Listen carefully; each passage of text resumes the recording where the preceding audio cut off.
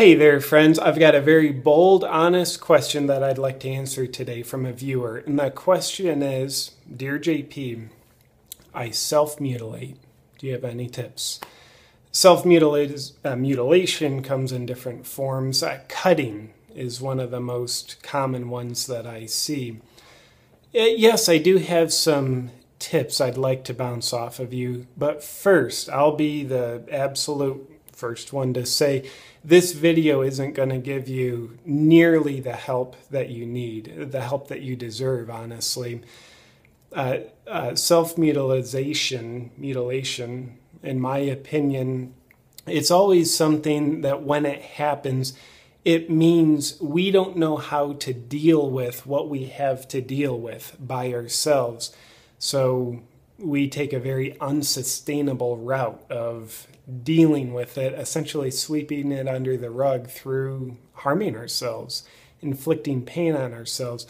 So at best, let this video be just a short bit of food for thought, but seeking professional help from someone who can help you walk through your very specific journey. I highly, highly recommend that. I think you deserve that.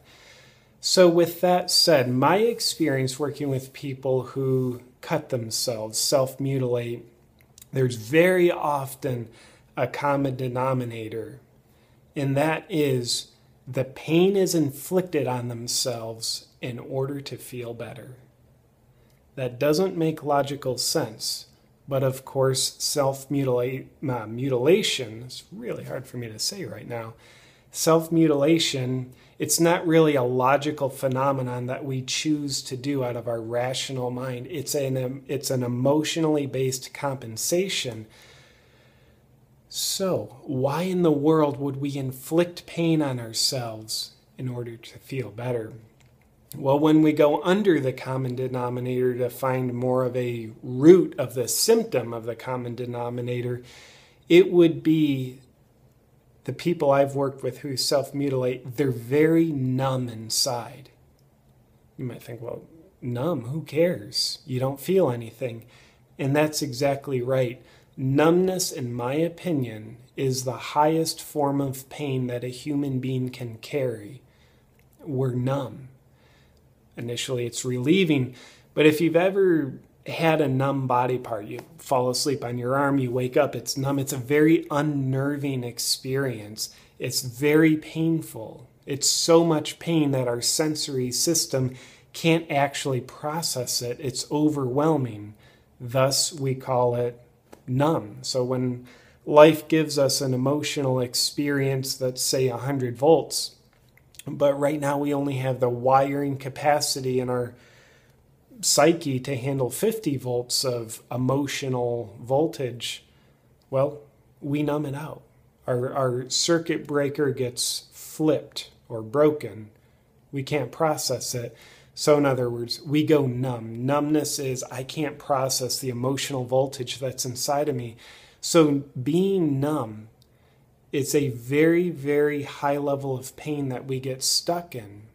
So in order to give ourselves, for those who self-mutilate, my experience is, in order to give themselves temporary relief from their numb pain, they inflict pain that they can sense. So it might be cutting themselves, it might be burning themselves. In other words, I inflict pain on myself. It's something I feel, therefore I feel better. Because feeling something, even if it's a very awful, painful something, that feeling something painful feels much better than the feeling of feeling nothing. Numbness. Feeling a stabbing pain cutting through my arm feels better than numbness. So that's why, in my experience, self-mutilation happens. Pain inflicted in order to feel better. Now, obviously, it's not a feel better because you're healing. It's a very reactive, temporary, quick fix. not at all a recommendation. So of course, that's why we're here taking a look at why do I hurt myself and how can I stop it? What I'd invite you to take home from this message so far is we need to ask ourselves, if any of this stuff Weird JP is saying is half true, then what have I numbed out? What are the experiences you've had, the wounding, the trauma, the overwhelm with yourself, family, friends, social situation? What have you numbed out? What have you gone through that you haven't been able to truly process and feel? Sometimes we can connect to it consciously. Other times we say, I don't know, because it's buried unconsciously. Hence, we're numb to our numbness. So that's why when we self-mutilate, why I highly recommend working with a professional is they can help you see what you don't know how to see. So if the actual issues inside of you that are numbed out are unconscious, you don't know what they are, so you can't access them, you can't work on them. That's why the professional can be of great service. The second reason, again, big picture, common denominator reason why I see people self-mutilating is beyond inflicting pain to feel better, like I've just mentioned. We do it to get the thrill of power through being the punisher. Who are we punishing? Our own self. But that means we also get to be the punisher who hurts our own self. So the hand of the punisher, you say, well, if that's true, why would we do that? When we're in a place of feeling inherently powerless inside, that feels tormenting. And in fact, in a primal level, it can feel life-threatening if we're in this place of powerlessness long enough. So we just seek power. Not necessarily seek power in an empowering way, but seek power. Like, dramatic example, Hitler, he was in a position of power. I would say it wasn't an empowering position of power, it was a disempowering position of power. He's a big-time punisher. Mutilated lots of people. So we do that to ourselves when we're self-mutilating. Part of us gets to play the role of the punisher.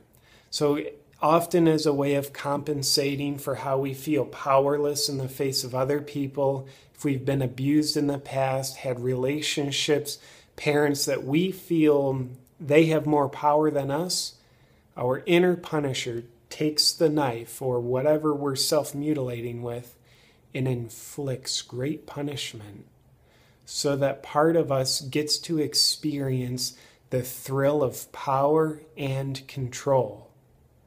And it's such a thrill, it can become addictive. That's why those of us who self-mutilate say, help, I self-mutilate. I don't know how to stop. And obviously I have enough of a working mind to realize I'm hurting myself. This isn't in my higher good. So that would beg the legitimate question to be asked. What do I truly feel powerless about? We got the message. How I reactively seek a temporary sense of power is through self-mutilation. It's a sense of power at the expense of my own self, but a sense of power nonetheless.